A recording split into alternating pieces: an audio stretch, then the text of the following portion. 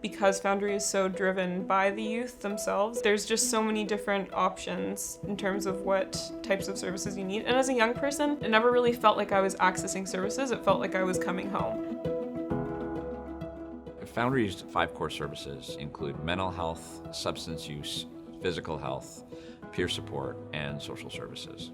The reason we established those streams was because young people gave us very strong feedback early on that they wanted a breadth of service available in one place. Historically, certain types of treatments have been really separated. Things like mental health has been really separated from like substance use issues. Things like that under one roof is really helpful in kind of helping people who are going through more than one issue at a time. All youth are so nuanced in whatever what they're dealing with that having everything under one roof kind of better supports a full person rather than just aspects of a person. It can be very scary to reach out and then be slapped on the wrist by someone who doesn't understand the youth context or somebody who just isn't able to offer you what you need.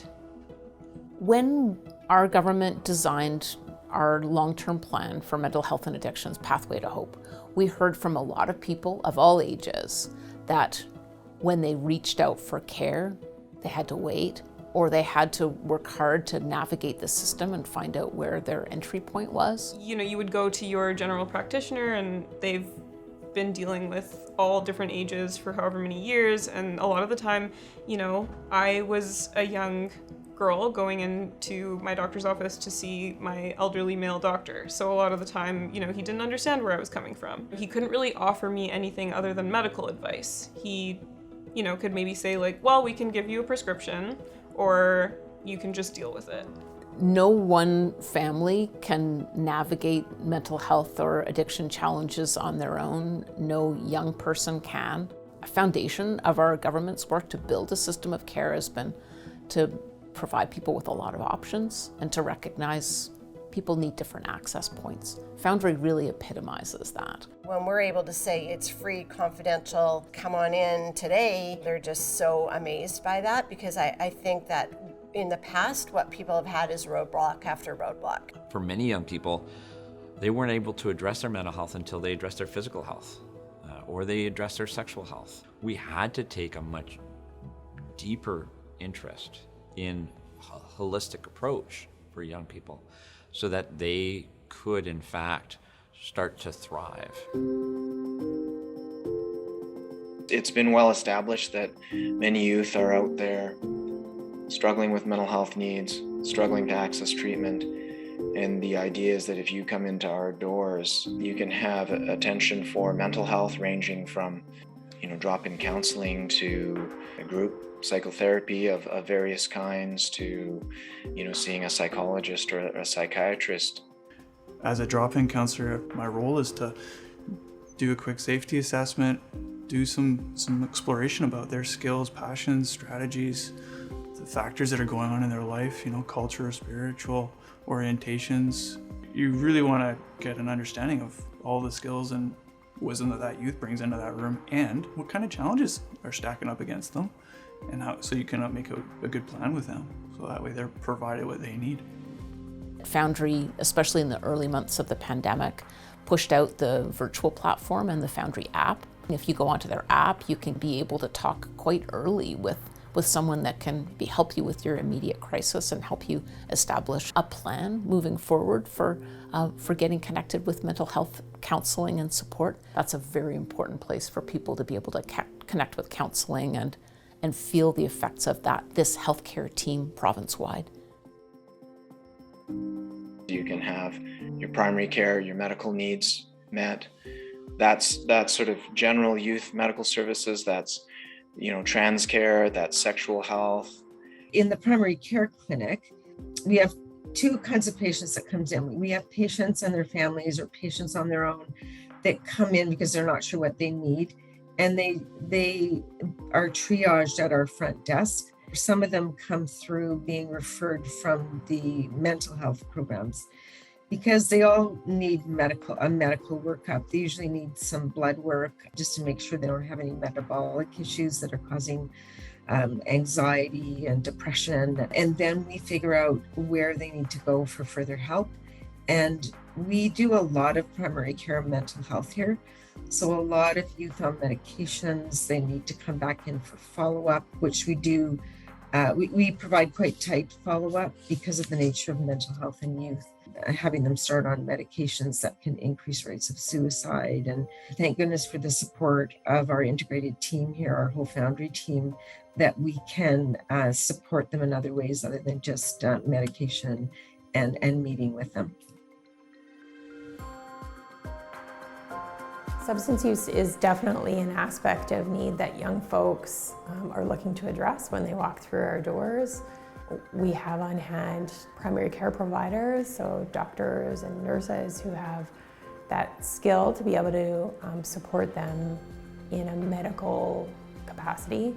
We also have counselors who are available who can support them with coping strategies or connection with groups like Smart Recovery, which we have as a supportive space for young people to, without judgment, just be able to help understand the underlying factors of their coping strategies and their choices. And hopefully in providing a multi-layered foundation, they're in a more stable place to be able to really dig into acquiring the stability they need to address the substances that they've been using to survive or just manage and cope.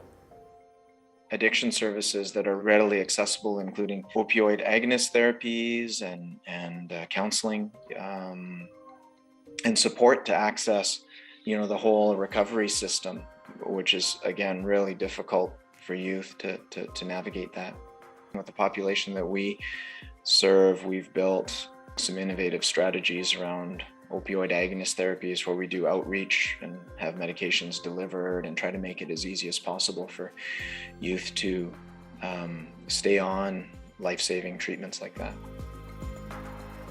Peer support is comprised of youth and family peer support. I would say that peer support is probably one of the most essential services because it's a bridge to be able to access to other services, but it's also its own standalone independent discipline. Peer support is the experience of people with shared lived experience, being able to connect in with each other and use that lived experience as a point of connection and also as a symbol of hope and recovery. A peer support worker can do lots of different things. They can help people find work. They can help people find housing. They can help you get to appointments. They can visit you in the hospital. There's lots of peers that visit people in the hospital.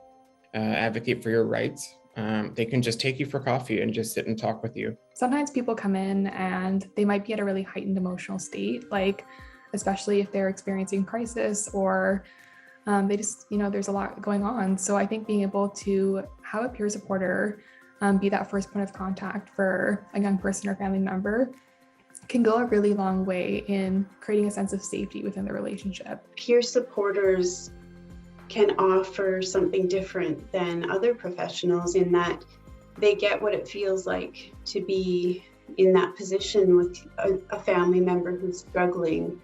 I always like to say that the people at the Foundry speak my language. As an independent parent navigating an unknown territory, it was completely unknown to me. It made it okay to talk about it, and it opened up the conversation that I needed to have and I didn't know I needed to have. The conversation is not going to be, like, what are you going to do with yourself? Or, like, what medication are we going to put you on? It's all that pressure is taken off, and it's just about your experience and how a peer can really help. Hearing those words from somebody who has had a similar experience can be truly the thing that just turns everything around. Social services at Foundry vary from center to center. Some of the core social services that are available are Foundry Works, which is a work experience program. And then there's also financial support. So some of the Foundry centers have a ministry of social development and poverty reduction liaison worker. All of those aspects of basic need that often come into play when someone is wrestling with a significant challenge in their life, we have on hand. So we've got services for housing if they need to secure that or in a place of instability. We've got access workers who can help them with basic needs like food or navigating systems. It's really important to give options to youth for how they want to kind of deal with things on their own while being supported by all these 5 core services. What we know from our data is by the second visit, 47% of our young people will be accessing a second service. What we also know, though, is that by the 6th visit, almost 90% of them will have access to second service. And you can just imagine that the rapid trust building that must happen for a young person to be able to say, okay, this was a good visit, I got the service I needed, and I know I need something else, and I'm going to come back here. And that ability to commit to coming back, I think, is really impactful for that young person. We're just scratching the surface right now with Foundry's impact. I think I still talk to youth pretty much every day who are like, what? I've never heard of that. And I'm like, well, let me tell you, this is a great place to go if you need support. I've had parents say, I didn't know if my child was going to make it through to the next day. And, I feel like I got my kid back. You're gonna come here and you're gonna get what you need no matter who you are and what you are looking for in terms of your healthcare.